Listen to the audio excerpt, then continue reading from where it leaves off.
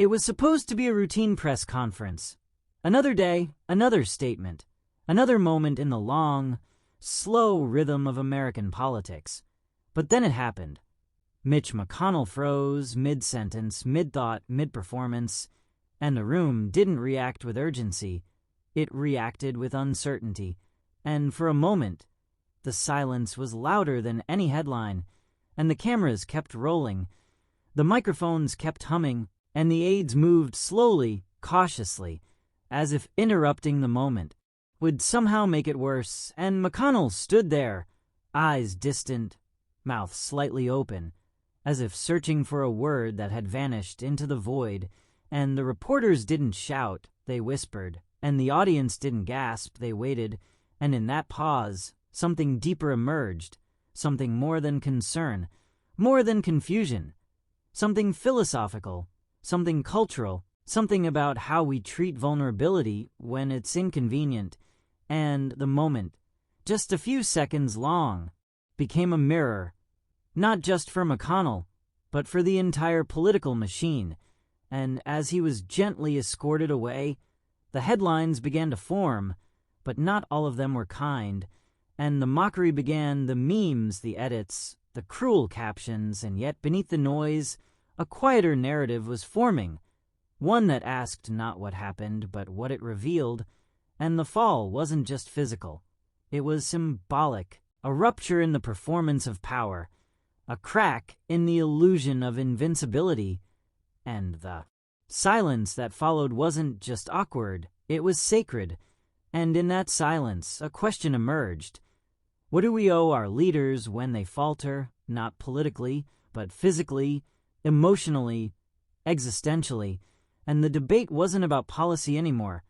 It was about presence, about dignity, about the architecture of empathy in public life, and McConnell, who had spent decades mastering the art of control, had suddenly become a symbol of fragility, and the room, that cold, fluorescent room, had become a stage for something deeper, and the fall was no longer just his.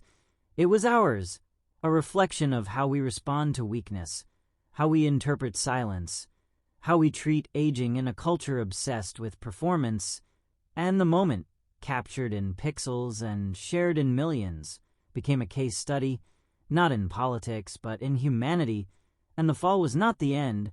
It was the beginning of a conversation we've been avoiding, of a reckoning we've been postponing. And as the lights dimmed and the cameras powered down, the silence remained, echoing in every room where power is mistaken for perfection.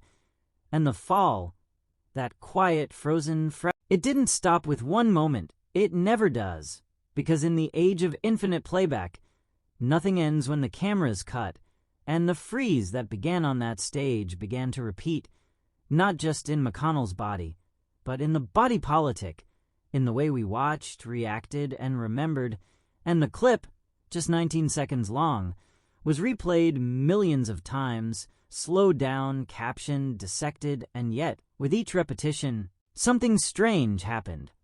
The tone began to shift, and what began as mockery started to feel like mourning, and what began as spectacle started to feel like a symptom, and people began to ask, not what's wrong with him, but what's wrong with us? And the freeze, that sudden silent pause, became a metaphor, a mirror, a moment that refused to be dismissed. And it wasn't the first time, because just weeks earlier, McConnell had frozen mid-sentence in a similar way, and the repetition made it harder to ignore, harder to explain away, and the media, once eager to spin, began to soften, and headlines that once read "McConnell freezes again" began to read "Concerns mount over aging leadership," and the conversation began to widen from one man to many, from one party to all, and the freeze became a symbol, not of weakness, but of weariness, of a system that demands performance long after the body has asked for pause. And the repetition wasn't just physical, it was cultural, because we've seen this before. Leaders pushed past their limits, institutions, clinging to familiarity, voters torn between respect and realism, and the freeze, that still, suspended moment, became a question. How long can we pretend that power is immune to time?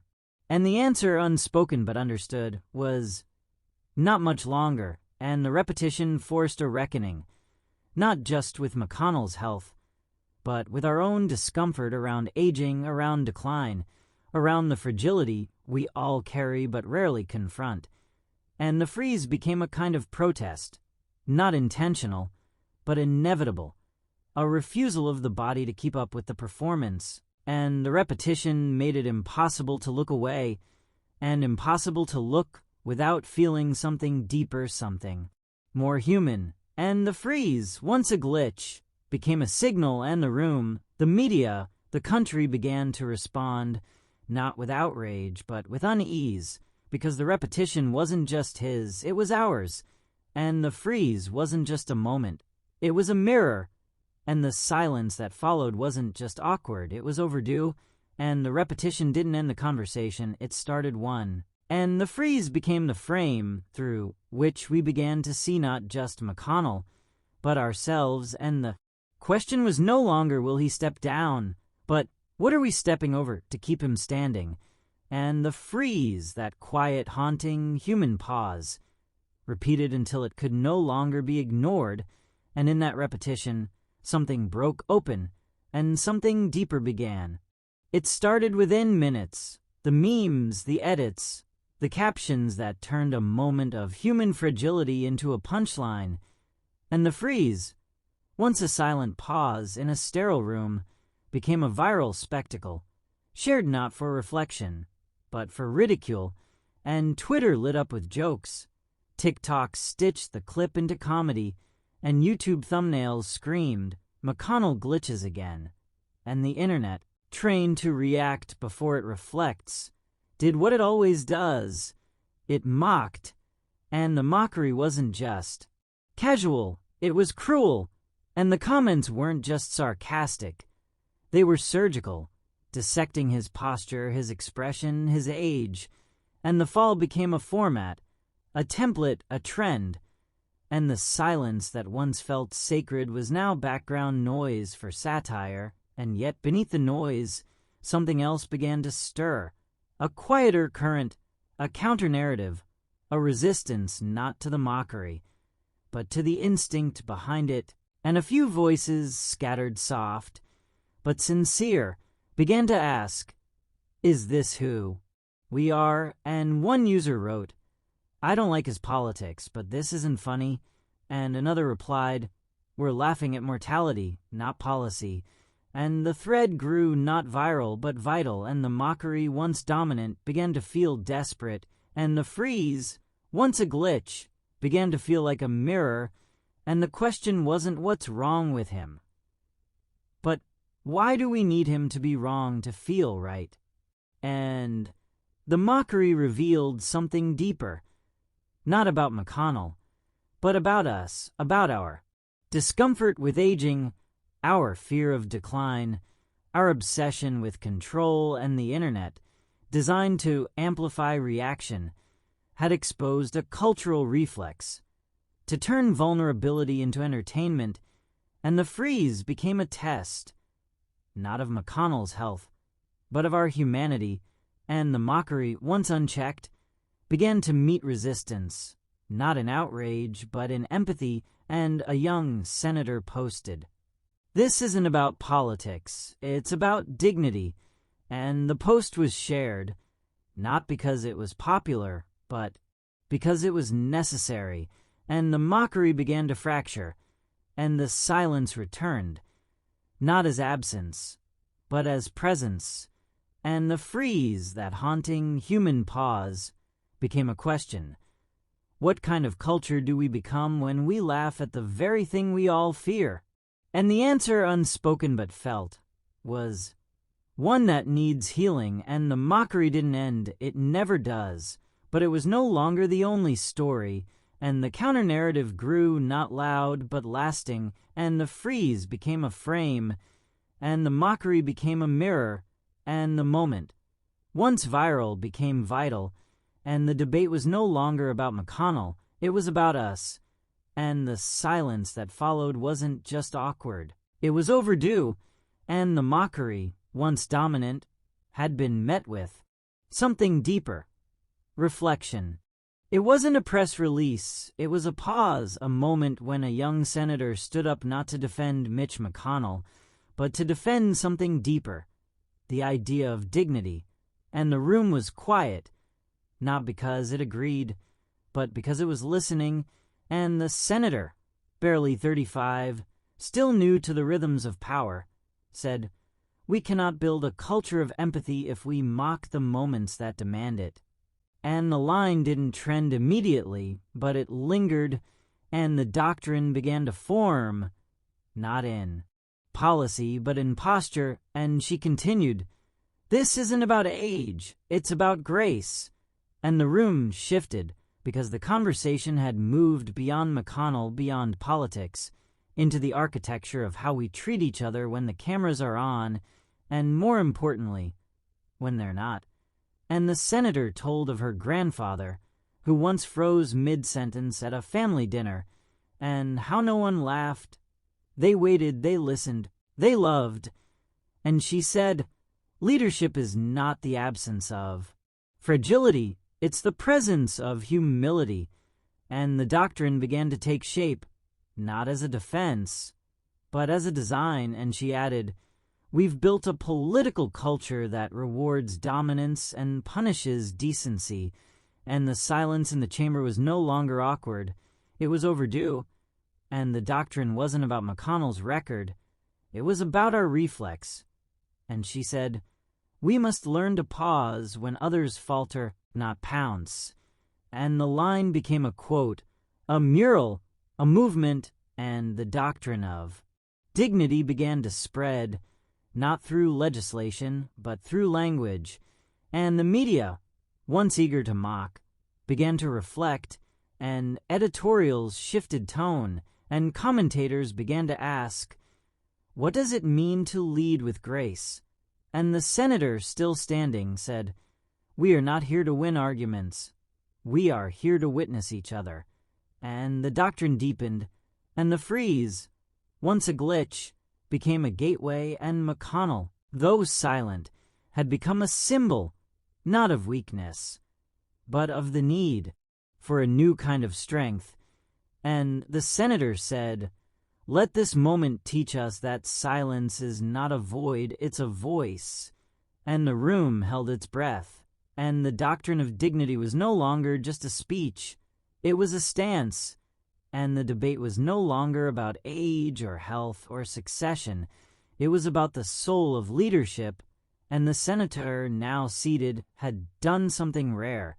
She had turned a viral moment into a vital message, and the doctrine of dignity became a curriculum, a campaign, a culture, and the freeze, that haunting human pause, was no longer a punchline, but a parable.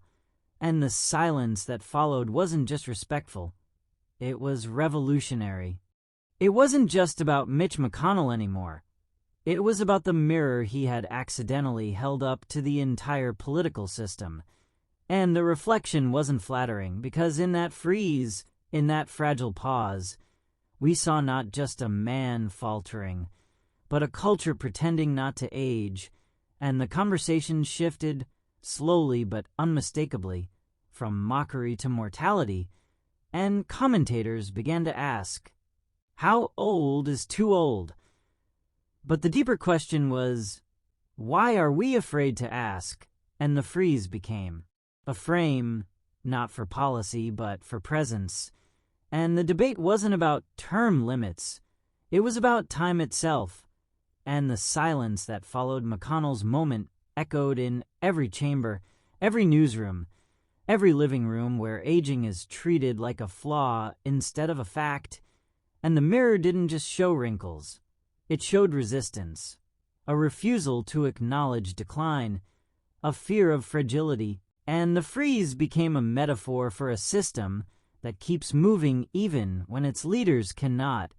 And the mirror asked, what do we owe our elders when their strength begins to fade? And the answers varied. Some said retirement, others said respect.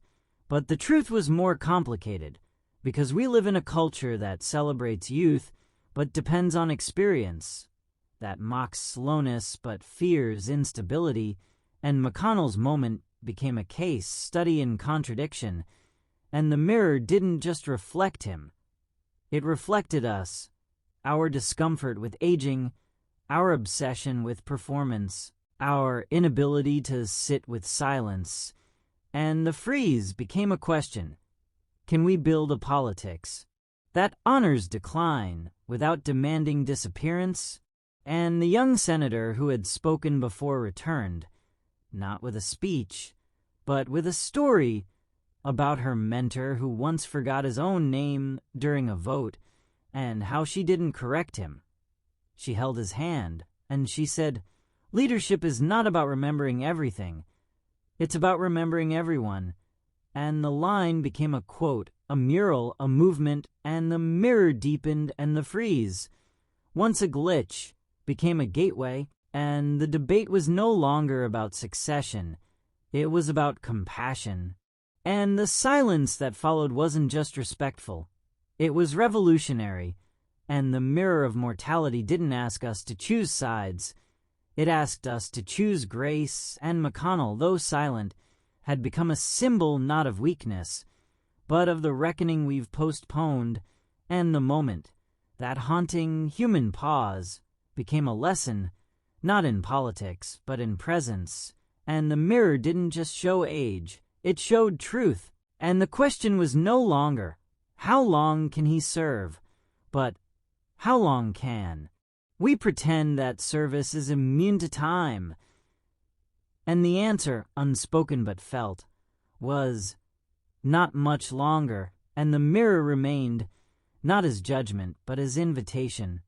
It wasn't a headline, it was a clip, just 19 seconds long, posted by a teacher in Ohio who added no commentary, no music, no edits, just the moment, raw and uninterrupted, and the caption read, "Watch this without judgment." And something shifted, because the clip didn't go viral for its shock. It went viral for its silence, and the invitation wasn't to react.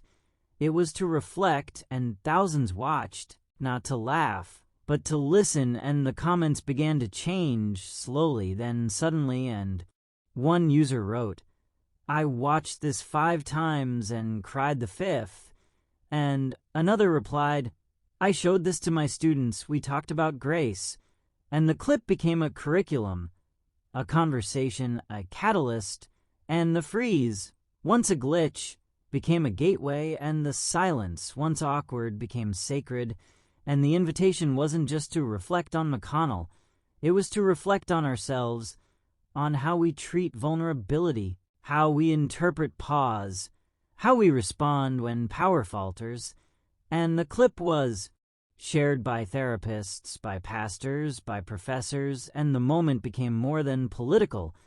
It became philosophical, and the invitation deepened, and a poet wrote, "This is what it looks like when the body says no," and a nurse replied, "This is what it looks like when the world forgets to ask if you're okay," and the freeze became a frame, and the silence became a signal, and the invitation was no longer just to watch, it was to witness. And the culture began to shift, not loudly, but lastingly. And the clip was played at a leadership retreat, at a mindfulness seminar, at a town hall. And the question wasn't, should he resign? But what does this teach us about presence? And the invitation wasn't partisan. It was personal, and the freeze, that haunting human pause, became a parable, and the silence, that fragile, flickering stillness, became a sermon, and the clip didn't just show a man faltering. It showed a society learning, and the invitation wasn't to fix, it was to feel, and the moment, once viral, became vital, and the culture, once reactive, became reflective, and the freeze, once mocked, became meaningful, and the silence, once feared, became foundational, and the invitation was no longer optional, it was overdue, and the clip remained, not as content, but as compass, pointing us toward a politics that listens, a leadership that pauses, a culture that remembers, and the invitation, that quiet, courageous invitation, was accepted, not by everyone, but by enough, and the shift had begun. It didn't end with a resignation. It ended with a realization that legacy is not what we leave behind in headlines, but what we leave behind in habits, and the freeze, that haunting human pause, became more than a moment. It became a mirror, and the silence, once feared, became foundational, and the question was no longer, will McConnell step down? But what kind of culture do we want to stand up? And the legacy wasn't his alone. It was ours, and the young senator who had spoken before returned one last time, not with a speech, but with a sentence. We are remembered not by how we speak, but by how we pause. And the line became a mural in Kentucky, a quote in classrooms, a whisper in campaign strategy meetings, and the doctrine of dignity became a curriculum, a conversation, a compass, and the freeze, once mocked, became meaningful, and the silence, once awkward, became sacred. And the legacy we choose is not about perfection.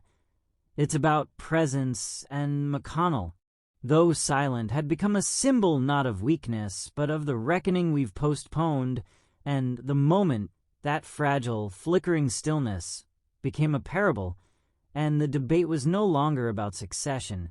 It was about compassion. And the legacy we choose is not about how long we lead. It's about how deeply we listen. And the freeze became a frame, and the silence became a signal, and the culture began to shift, not loudly, but lastingly. And the clip was played at leadership retreats, at ethics seminars, at town halls, and the question wasn't what happened, but what did we learn? And the answer wasn't in policy, it was in posture. And the legacy we choose is not about dominance. It's about dignity, and McConnell, though absent, had left behind something unexpected. A moment that taught us to pause, to reflect, to remember, and the silence, that quiet, courageous silence, became the loudest legacy of all. And years later, when another leader faltered mid-sentence, the room didn't laugh, it listened, and someone in the back whispered, "Let him finish." And the room paused, not because it was told to, but because it had been taught to, and the legacy we choose is not about who wins. It's about who witnesses, and the freeze, that haunting human pause, became a movement, and the silence, that fragile, flickering stillness, became a story, and the story didn't end, it echoed in every room where power is mistaken for perfection. And the legacy we choose is not about the fall. It's about the grace that follows.